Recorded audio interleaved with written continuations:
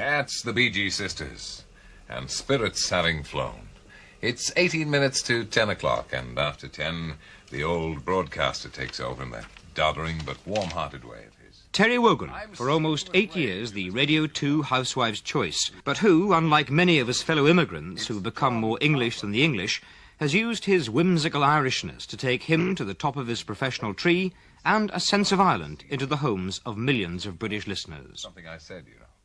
I think in a lot of cases what happens is Irish people come over here without any job, without the prospect of a job, and immediately huddle together for warmth with other Irish people, and never really. I've met Irish people who've been here for 30 years who've never assimilated into society here at all. But as far as the other thing goes, yes, you get what used to be called the Castle Catholic who'll come over and as it were, eschew his Irish identity altogether. I don't think there's any necessity to do either. For over a century, poverty, unemployment and social deprivation have driven waves of immigrants across the Irish Sea to the London of Percy French, where the streets were paved with gold. Some, of course, found their crock, but for others, life in the mean streets of Camden Town and Kilburn, where they settled, was little better than that they'd left behind in rural Ireland. Nurtured by their memories and their family ties, the Irish in London lived on a dream. The dream of making their fortune and returning to their native villages in big cars and smart suits, their pockets stuffed with pound notes. For 25 years now, the pursuit of that dream for many has begun here at the Irish Centre in Camden Square, built by the Irish community to help new arrivals find their feet. Irish Centre? Yes, you did ring about Tom Hannon, is that right? Yeah, well, he did come over here this morning. Father Sheridan, why do people come to the Irish Centre with problems rather than going to the statutory social services? Because we're Irish. And as Irish, we'd understand, they know and feel that we would understand the problem quicker than anybody else. But I think on the whole, Irish people who come here think of it just as a temporary measure until they make a bit of money and go back home. Of course, they change their minds later on, depending on the kind of employment they get, and if they meet somebody and have plans to get married, then of course their outlook changes. But I think for the young emigrant arriving, I think the plans would be to go home when things are better. There are over 750,000 Irish in London, from north and south of the border. Many lose themselves in the anonymity of the city, from the relative affluence of the stockbroker commuter belt to the dole queues, soup kitchens and drunkenness of the down-and-outs. The tide of immigration, though, has turned in the last 10 years as conditions and job prospects improve at home. And Ireland is still home. Even after 30 years working and living in London, many an Irishman will still talk about going home for a holiday twice a year. But while he is here, he's created a little Ireland to preserve an often fanciful dream of his native land. He scans the Irish papers for news of home, friends and family.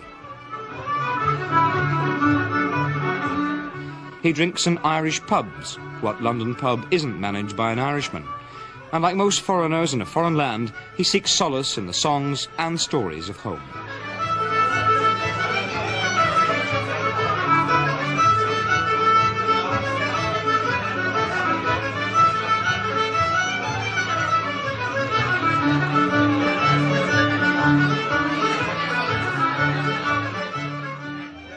My contribution to Ireland, other people get titles in this country for things, but my contribution to Irish music is when I play on the fiddle, and I think I'm doing that for my own country by promoting that. That's what I'd say anyhow.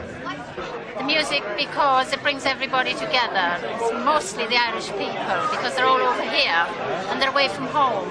And it brings them together, and it's a great togetherness for them, and they enjoy it, and therefore they all meet in the favourite. And it's a great meeting place for the music in the favourite. But more often than not, the dream is better than the reality. For 6 years, Maeve Binchy has worked in London for the Dublin-based Irish Times. I think the Irish in England have always been slightly schizophrenic, because if you, I mean, apart from the fact that England was the ancient enemy, and it might have been a bit galling for many people to have to come and earn a living from the nation who in song and story were always the bad guys, apart from that altogether, it was so very near. And in fact, it was possible. And the Irish tourist board now would tell you, I don't know whether they would tell you or not, but I think they would, kind of statistics about people who used to, when they came over here first, go home every year for holidays. And then after that, they found themselves being a bit disappointed, because the dream that they used to build up every year for the 2 weeks in September or the 2 weeks in June wasn't as good as reality. And I think there is a good danger in every country that you glamorise your home. But whatever generation, when an Irishman in London feels his national identity most acutely is after a terrorist incident, a bombing in Guildford, Birmingham or the Old Bailey. I myself, certainly when there has been an attack or a series of attacks, I feel that a tension arises between me and my English friends. Part of that's my fault, because I very often am hesitant when something has happened, and when I go to meet some of them, one just wonders how one is going to be taken. But the fault probably is mine almost as much as theirs. So it can be very difficult if you have bombs in a Birmingham pub and then you have to come up with a cheery, unmistakably Irish voice at the end of the bulletin and introduce a record. But if you started to dwell on that, you'd never do anything. You'd become completely introverted and lack any spontaneity.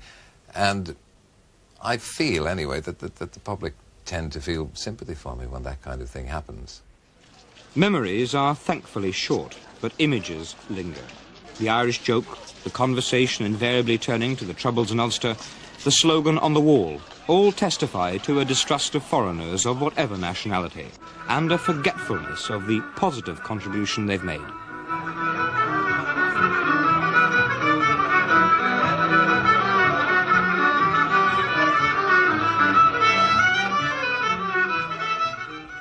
Laugh at me and my Irish jokes. Don't hit me. I'm not actually saying that. What I'm saying is I'm proud to be Irish. That's what I am. And I'd like you to accept me as that. If you don't, then I shall pack my bags and go home again.